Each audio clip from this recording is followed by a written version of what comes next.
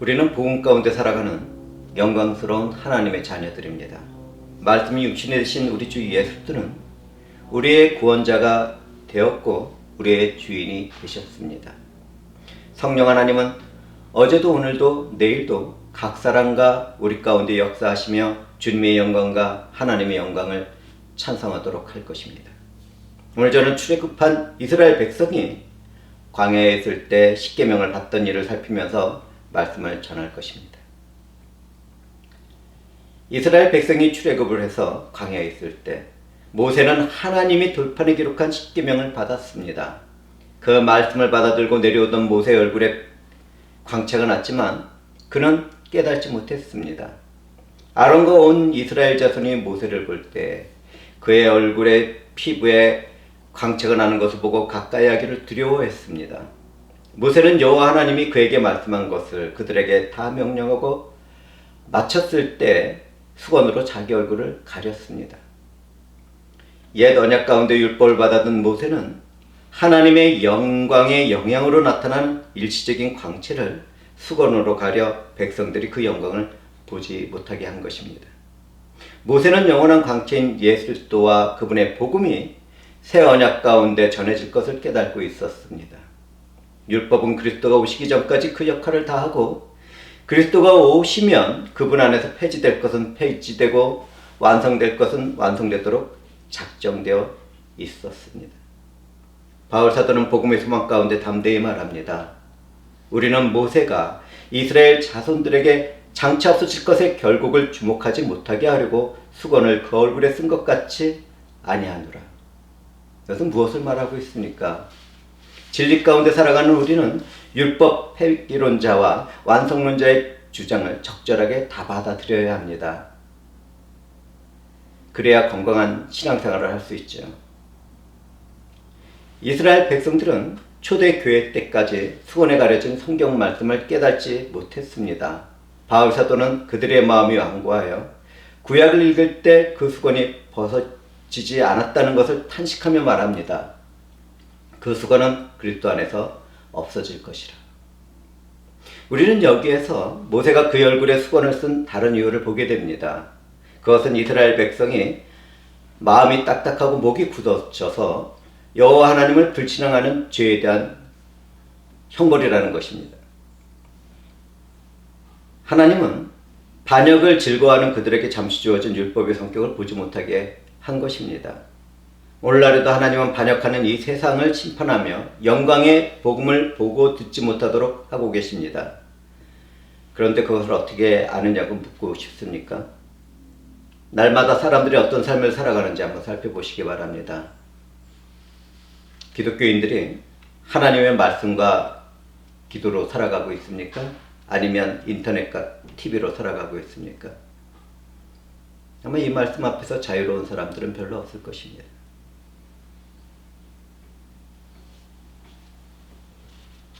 주님은 태어나면서 앞을 보지 못하던 사람들을 고쳐주시고 다시 만났을 때 말합니다. 내가 인자를 믿느냐?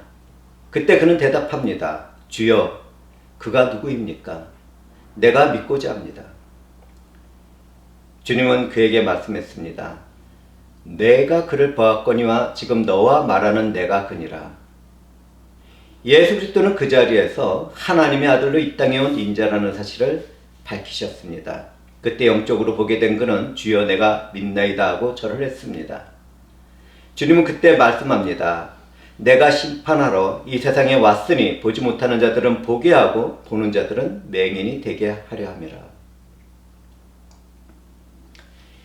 이때 유대인의 종교 지도자들인 바리새인들은 이 말씀을 듣고 우리도 맹인인가 스스로 질문해 보았습니다. 주님은 그들에게 말씀하셨습니다. 너희가 맹인이 되었더라면 죄가 없으려니와 본다고 하니 너희 죄가 그대로 있느니라. 이스라엘 백성들은 마음이 완고해서 생명의 복음을 받지 못했습니다. 그들은 율법이 자신들을 구원하는 유일한 소망이라고 착각하고 있었습니다.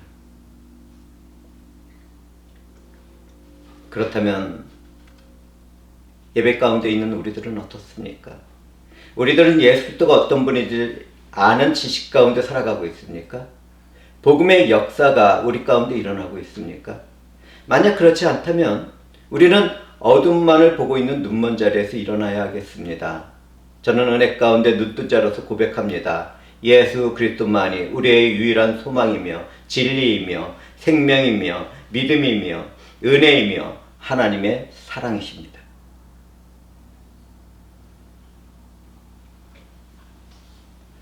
바울 사도는 모세가 하나님께 나갈 때 수건을 벗은 것처럼 유대인들도 언제든지 성자 하나님인 예수 그리스도께 나가기만 한다면 그 마음이 수건에 벗겨지고 참 진리를 깨닫게 될 것이라는 것을 말씀하셨습니다.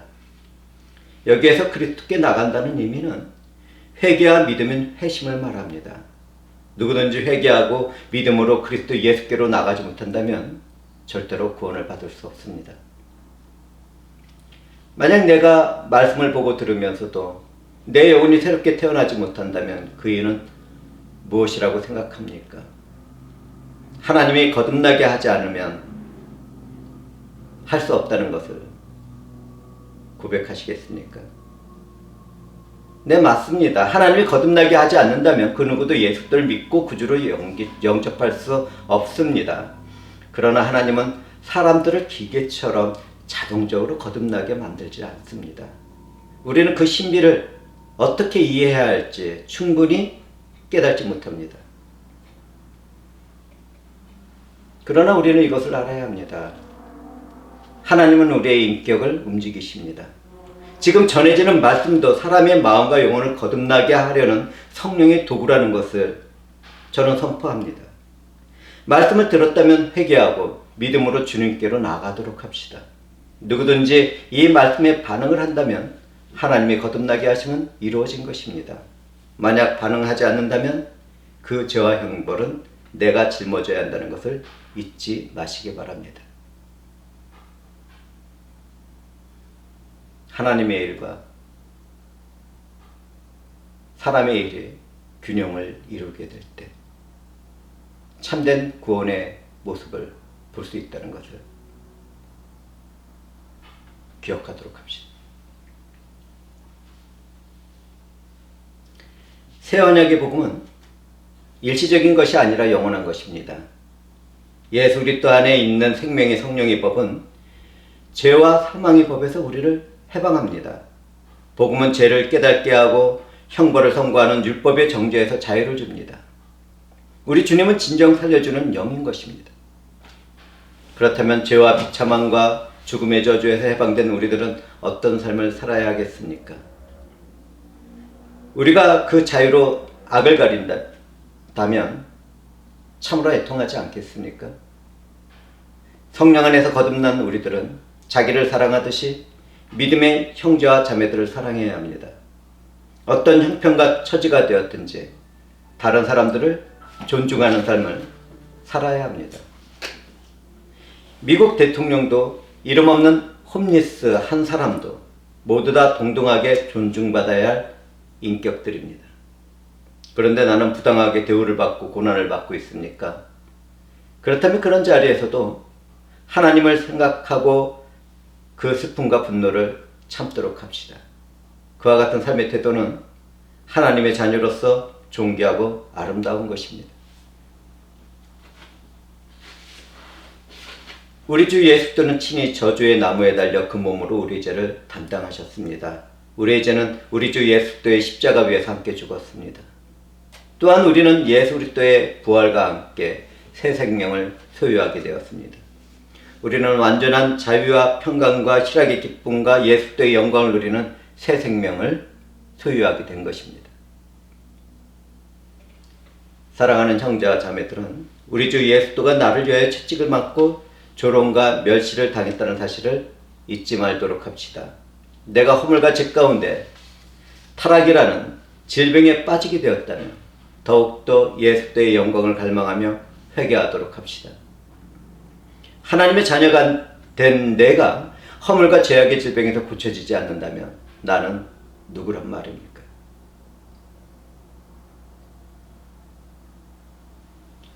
내가 길 잃은 양과 같이 죄와 타락의 삶에서 헤매고 있다면 우리의 영혼의 목자와 감독자 되신 주님께로 돌아가도록 합시다.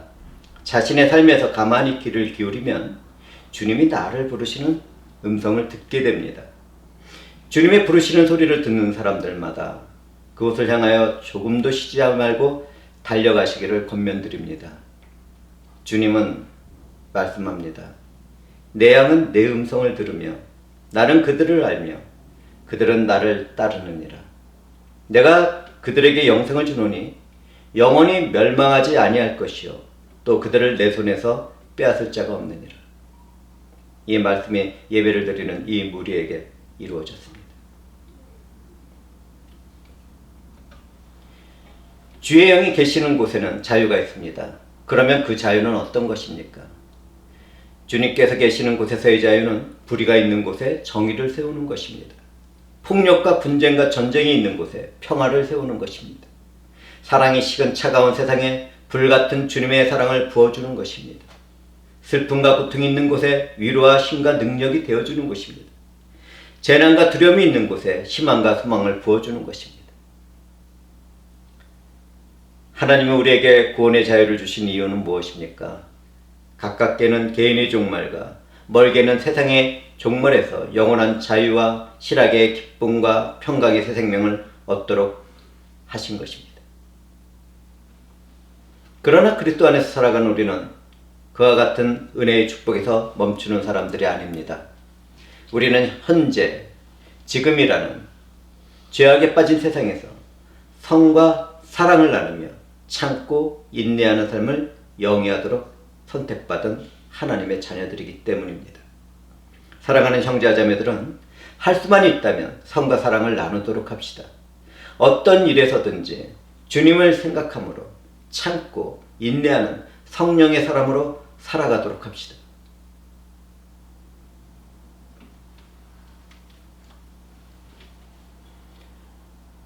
아담의 타락 이후로 모든 시대, 모든 민족에게는 종교가 있습니다.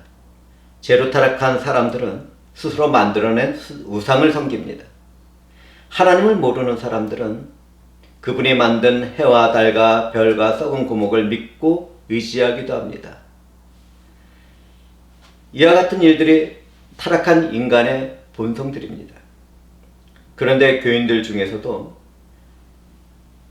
타르카드 점을 보거나 점성술과 손금을 보고 즐기는 사람들이 있습니다.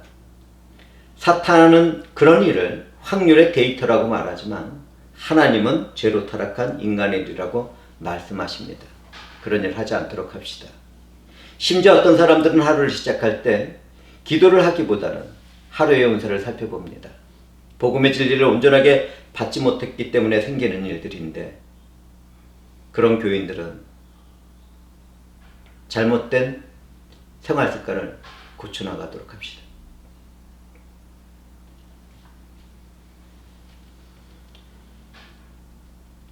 기독교인 가운데는 의심병이 있는 분들이 있습니다. 그 중에서 가장 어리석은 것은 하나님의 선하신 사랑을 의심하는 것입니다. 진리 가운데 살아간다면 어떤 환경에 빠진다 하더라도 이 세상뿐 아니라 자기 자신의 삶을 의심하지 말아야 하겠습니다. 저는 세상의 자연재해나 전쟁이나 고통스러운 소식을 보고 듣고 하나님을 원망하고 불평하는 분들에게 말할 것이 있습니다. 얼마나 그런 사람들이 많은지요. 심지어 말씀을 전하는 목사들 중에도 그런 사람들이 정말 많이 있습니다. 하나님은 죄악과 저주에 빠진 이 세상을 그보다 더 형편없게 변하는 것을 허용하신다 하더라도 여전히 선하시고 아름다우시고 존귀하시며 사랑과 영광과 은혜가 충만하신 분입니다. 누구든지 이런 믿음을 소유하지 못하고 있다면 하나님을 원망하고 불평하는 가운데 믿음에서 떠나 있을 것입니다. 참으로 애통한 일이지요. 자기 자신을 중심에 두지 않았다면 그런 생각은 하지 않을 것입니다. 우리 주 예수를 중심에 모시고 살아가시길 권면드립니다.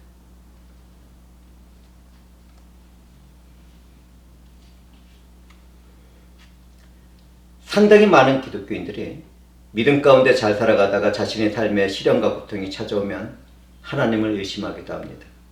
그렇다면 그동안 문제가 없다고 생각하던 믿음이라는 것은 정말 아무것도 아닌 것입니다. 주님은 바람을 보고 무서워 빠져가면서 주여 나를 구원하소서라고 외치던 베드로에게 말씀하셨습니다. 믿음이 적은 자여 왜 의심하였느냐. 의심하지 맙시다. 주님이 하시는 일, 주님이 섭리하시며 예정하시며 데려가는 나의 삶에서 일어나는 일을 의심하지 말도록 합시다. 죽은 나사로가 다시 살아나리라고 말씀하신 것을 의심하는 마르다에게도 주님은 말씀하셨습니다. 내가 믿으면 하나님의 영광을 보리라 하지 아니하였느냐. 누구든지 믿음 가운데 의심하지 않는다면 하나님은 그분의 영광을 입혀주실 것입니다.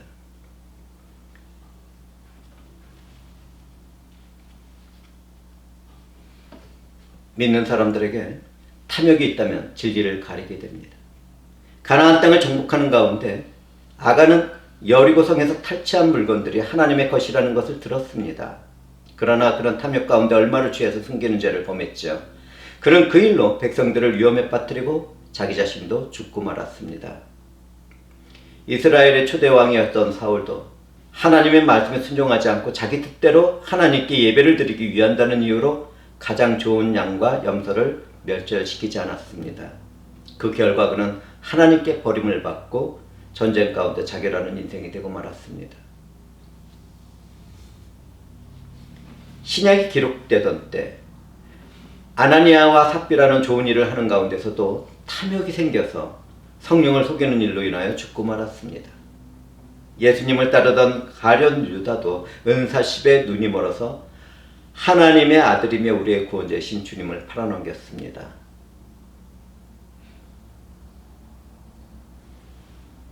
내 생각과 내 마음의 충동대로 살아간다면 누구나 다 그렇게 되고 맙니다. 주님을 영접했다면 그분을 중심에 모시고 그분의 통치를 받도록 합시다. 바울 사도는 탐욕을 우상숭배라고 했으며 야고보 사도는 욕심이 잉태하여 죄를 낳고 죄가 성장하여 사망을 낳는다고 말했습니다. 그러므로 믿는 사람들은 자신에게 있는 탐욕을 버려야겠습니다. 내게 탐욕이 있다면 진리를 받아들이지 못하게 된다는 사실을 잊지 마십시오.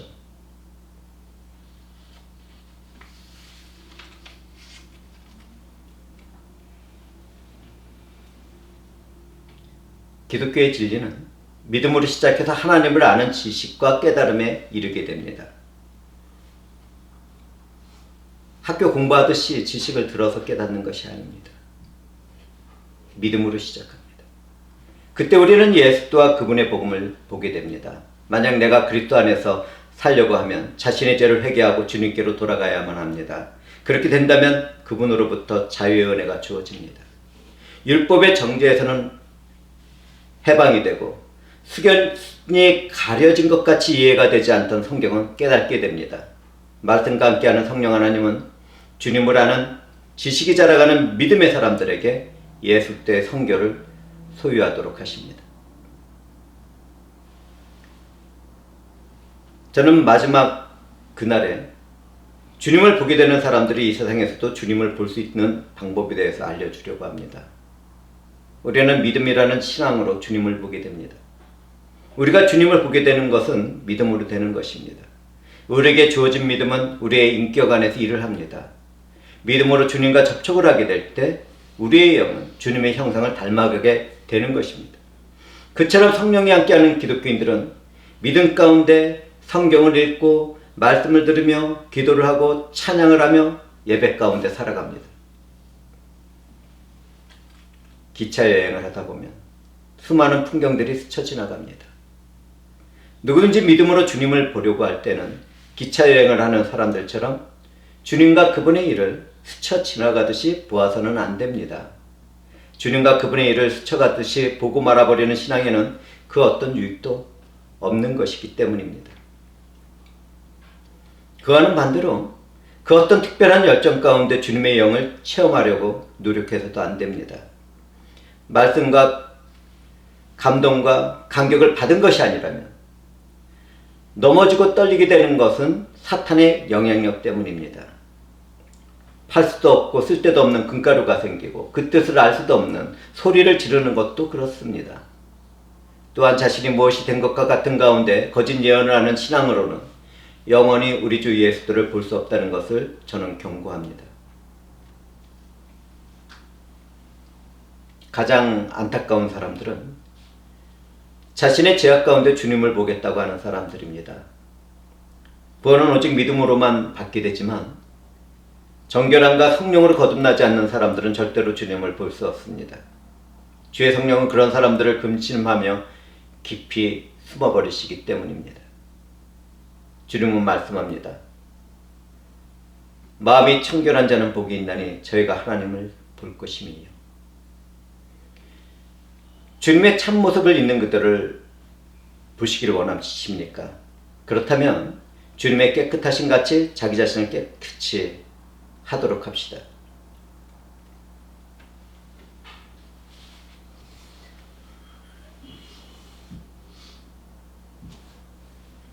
주님을 보는 방법에는 또 한 가지의 방법이 있습니다.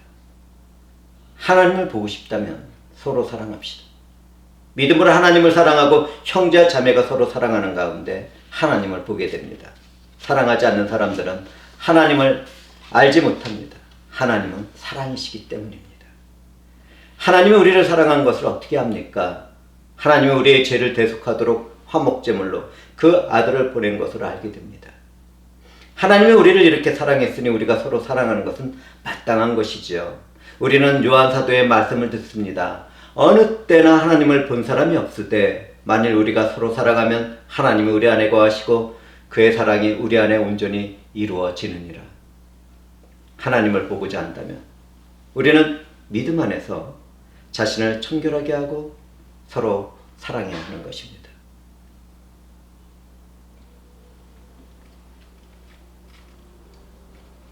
저는 오늘 새벽 성령 하나님의 책망과 권면 가운데 통한 마음과 슬픔에 잠겼습니다. 저는 잠을 자지 못하고 환상 가운데 빠져들었습니다.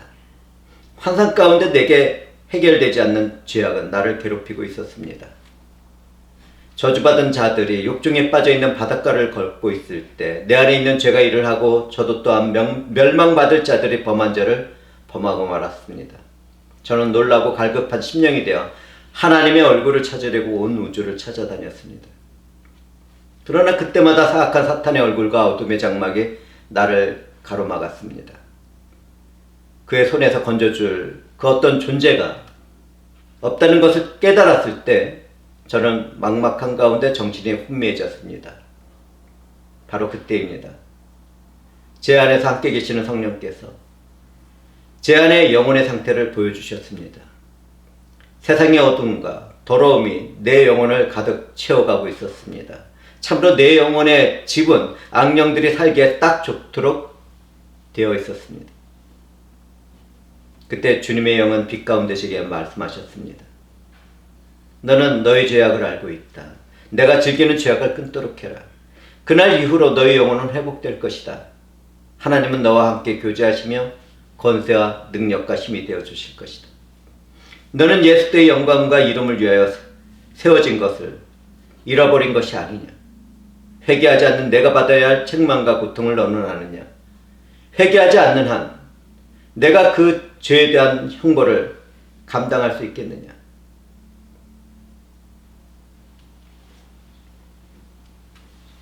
저는 더 이상 내 마음의 충동과 이 세상의 즐거움과 만족으로 살아갈 수 없다는 것을 고백합니다. 저는 성령을 힘입어서 기도와 말씀과 찬송 가운데 그분의 영광과 이름을 위해서 설교하고 가르쳐 나갈 것입니다. 교인들을 돌보나갈 것입니다.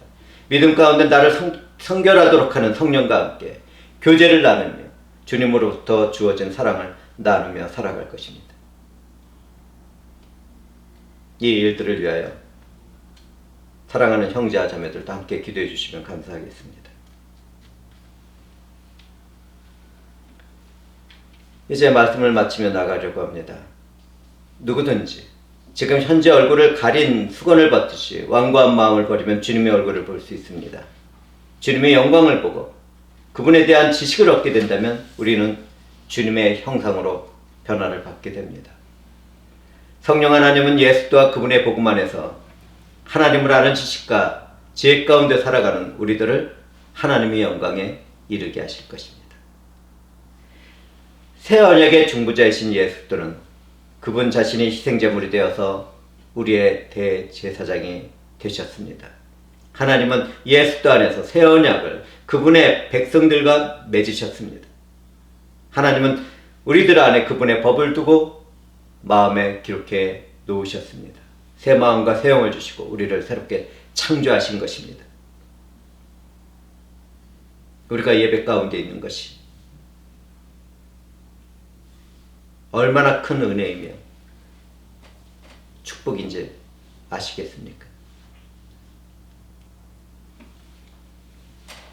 우리 주 예수 안에서 누리는 영광은 율법의 때와 같지 않습니다. 우리의 삶에서 주어지는 영광은 완전하고 탁월하고 영원한 하나님의 영광입니다. 새 언약의 영광을 누리는 믿음의 사람들은 변화산 위에 계셨던 그리스도처럼 변화될 것입니다. 반드시 그날을 맞이하게 됩니다. 부활하신 영광의 주 예수들은 그 일을 이미 성취하셨습니다. 우리는 회개와 믿음 안에서 자유를 누리게 되었죠. 우리의 자유는 죄를 위한 것이 아닙니다. 영광의 새 생명으로부터 나오는 성과 사랑이 우리의 참된 자유라는 것을 꼭 기억하고 실천하며 살아가도록 합시다. 사랑하는 형제자매들은 우리를 불러주시고 이롭다고 선언한 하나님의 은혜 가운데 날마다 성장하는 성화의 삶을 추구해 나가도록 합시다. 영화로운 그날을 볼 수 있도록 참고 인내하며 하나님의 성과 사랑을 나누도록 최선을 다합시다. 하늘에 시민권이 있는 우리는 그렇게 구원을 이루시는 주님을 기다리는 하나님의 자녀들입니다. 우리 주 예수는 모든 창조물을 복종하게 하신 것처럼 우리의 낮은 몸을 자기의 영광의 몸의 형체와 같이 변하게 하실 것입니다. 그 일들이 우리들의 삶에서 이루어진다는 것을 꼭 기억하시길 바라며 말씀을 마치도록 하겠습니다. 기도하시겠습니다. 영광의 주 하나님 감사합니다. 주 하나님께서 친히 이 연약한 자의 기도를 들으시고 말씀을 마치도록 하시고 영광을 받으셨나이다.